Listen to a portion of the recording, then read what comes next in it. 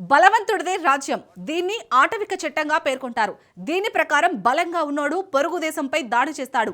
ఎందుకు ఏమిటి అన్నది ఎవ్వరూ ప్రశ్నించకూడదు. ఇప్పుడు ట్రంప్ ఇదే సాంప్రదాయానికి శ్రీకారం చుడుతున్నాడు. పలు దేశాలపై దాడులకు వ్యూహాలను రచిస్తున్నాడు. తను చెప్పిందే వేదం, చేసిందే శాస్త్రం అన్నట్టుగా ట్రంప్ ప్రవర్తిస్తున్నాడు. ప్రపంచంలో ఎవరైనా సరే అమెరికా ఎదుట మోకరిల్లాలని కోరుకుంటున్నాడు. ముందు యాక్షన్ చేపట్టి ఆ తర్వాత సమర్థించుకోవడం ట్రంప్కి అలవాటుగా మారింది. దీన్నే ట్రంపిజం అంటారు. ట్రంప్ అనుసరిస్తున్న ఈ స్టైల్ ప్రపంచానికి ముప్పుగా మారుతుంది. అసలు ట్రంపిజంతో ఎలాంటి ముప్పు వస్తుంది? భారత్పై ట్రంపిజం ఎలాంటి ప్రభావం చూపుతుంది? Let's watch.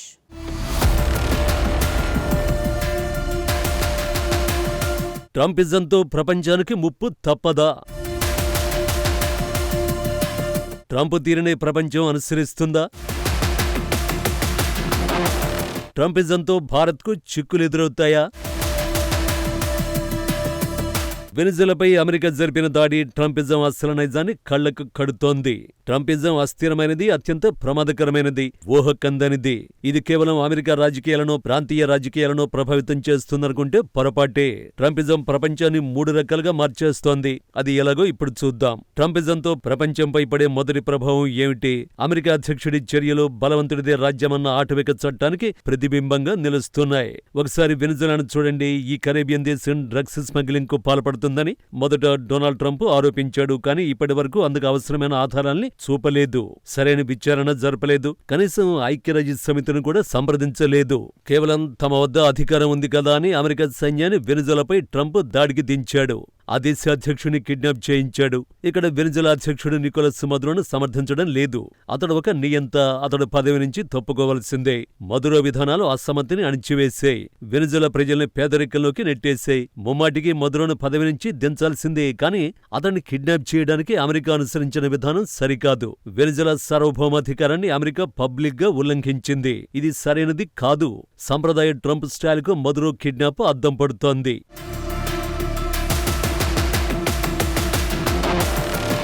డొనాల్డ్ ట్రంప్ సొంత దేశంలోని రాజకీయాలను ఇదే తీరును అనుసరిస్తున్నాడు. ముందు యాక్షన్ స్టార్ట్ చేస్తాడు.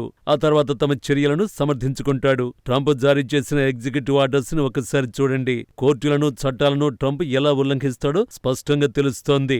విదేశాంగ విధానంలోనూ ట్రంప్ ఇలాగే టెంపరితనంతో వ్యవహరిస్తున్నాడు.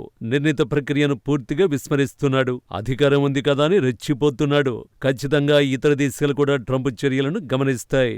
బలమైన దేశం పొరుగున ఉన్న బలహీన దేశాన్ని కబళించే ప్రక్రియకు ట్రంప్ పునాదులు వేశాడు. ఇలా చేస్తే కంబోడియాపై థాయిలాండ్ విరుచుకుపడకుండా ఏది ఆపుతుంది? తైవాన్పై చైనా దాడిని ఎవరు అడ్డుకుంటారు? జెలెన్స్కీని రష్యా కిడ్నాప్ చేయకుండా ఏ శక్తి నిలువరిస్తుంది? అమెరికా అంతర్జాతీయ చట్టాలను ఉల్లంఘించినప్పుడు ఇతర దేశాలు మాత్రం ఎలా పాటిస్తాయి? బలవంతుడిదే రాజ్యమని ట్రంప్ సందేశమిచ్చాడు. ఇప్పుడు ప్రపంచవ్యాప్తంగా అదే నినాదం ప్రతిధ్వనిస్తోంది. ఇక రెండో విషయం, ట్రంప్ మళ్లీ ప్రభావశీల ప్రాంతాల విధానాన్ని పునరుద్ధరిస్తున్నాడు. ప్రభావశీల ప్రాంతాలంటే ఏమిటి? అంతర్జాతీయ రాజకీయాల్లో ఒక బలమైన దేశం తన చుట్టుపక్కల ఉన్న దేశాలపై అధికారాన్ని చెలాయించడాన్ని ప్రభావశీల ప్రాంతాలని అంటారు. కోల్డ్ వార్ రోజుల్ని ట్రంప్ మళ్లీ గుర్తు చేస్తున్నాడు. అప్పట్లో అమెరికా, సోవియట్ యూనియన్ ప్రపంచాన్ని రెండుగా చీల్చి దేశాలను పంచుకున్నాయి.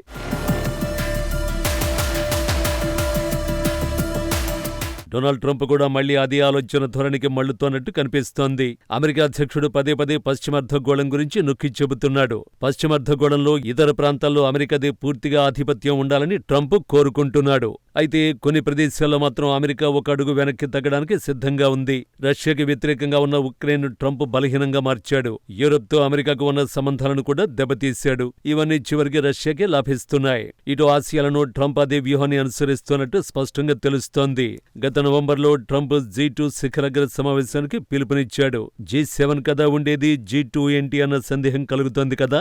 నిజమే, G2 అంటే 2 దేశాల కూటమి మాత్రమే. ఇంతకు ట్రంప్ ప్రతిపాదించిన మరో దేశం ఏది అంటే డ్రాగన్. G2లో కేవలం అమెరికా, చైనా మాత్రమే ఉండాలి అన్నది ట్రంప్ అభిమతం. దీన్ని బట్టి డొనాల్డ్ ట్రంప్ ఆలోచన ధోరణి ఎలా ఉందో ఇట్టే అర్థం చేసుకోవచ్చు. 2 అగ్రరాజ్యాలు కలిపి ప్రపంచ రాజకీయాలను, నిబంధనల్ని నిర్దేశిస్తుంటే మిగిలిన దేశాలు కేవలం ప్రేక్షక పాత్రకై పరిమితం కావాలి అన్నది ట్రంప్ ప్లాన్ గా తెలుస్తోంది. ఇక మూడో అంశం, వనరుల కోసం అమెరికా కొత్త పోరాటం చేస్తోంది. సహజ వనరులపై ఆధిపత్యం కోసం 1980, 90, 2000ల్లో ఎక్కువగా యుద్ధాలు జరిగాయి. ప్రధానంగా ఆయిల్ కోసం దేశాలపై దాడులు జరిగిన సందర్భాలు కూడా ఉన్నాయి.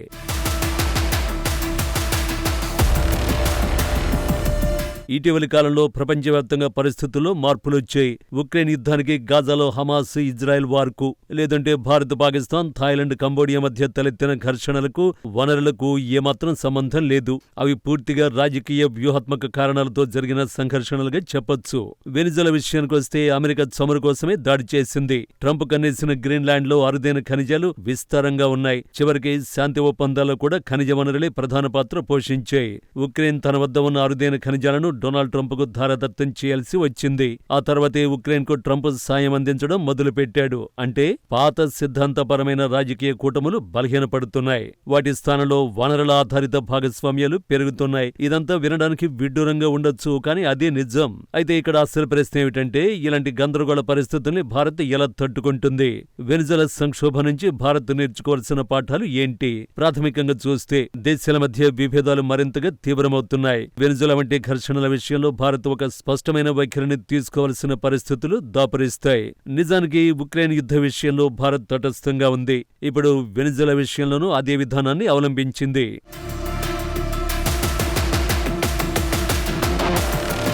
ప్రతిసారి భారత్ ఎంతో జాగ్రత్తగా స్పందిస్తూ వచ్చింది. ఉక్రెయిన్పై రష్యా దాడిని ఢిల్లీ ఖండించలేదు. సో వెనిజులాపై అమెరికా దాడిని సహజంగానే భారత్ ఖండించలేదు. అయితే భవిష్యత్తులో ఇలా సమతుల్యత పాటించడం మరింత కష్టతరం కానుంది. ఎందుకంటే దేశాల మధ్య విభేదాలు, ఘర్షణలు మరింత ముదురుతున్నాయి. అంతేకాకుండా భారత్ ఒక సరికొత్త దౌత్య శైలికి అలవాటు పడాల్సి ఉంటుంది. సరికొత్త దౌత్య శైలి చాలా వేగంగా, పూర్తిగా లాభాపేక్షతో, బహిరంగంగా, చాలా హడావిడిగా సాగుతుంది. ఇది భారతదేశ సంప్రదాయ దౌత్య శైలికి పూర్తిగా భిన్నమైనది. అయితే ఇందులో ఒక సన్నని ఆశాకిరణం కూడా ఉంది. ఈ ఘర్షణలన్నీ ప్రస్తుతం ఉనికిలో ఉన్న ప్రపంచ క్రమాన్ని బలహీనపరుస్తున్నాయి. ముఖ్యంగా పాశ్చాత్య దేశాల ఆధిపత్యం ఉన్న వ్యవస్థని కొత్త దౌత్య విధానం దెబ్బతీస్తోంది. దీని స్థానంలో కొత్త వ్యవస్థ పుట్టుకురావచ్చు. బహుశా బహుళ ధ్రువ ప్రపంచం ఏర్పడే అవకాశాలు ఎక్కువగా ఉన్నాయి. నిజానికి భారత్ ఎప్పటి నుంచో కోరుకుంటున్న విధానం కూడా ఇదే.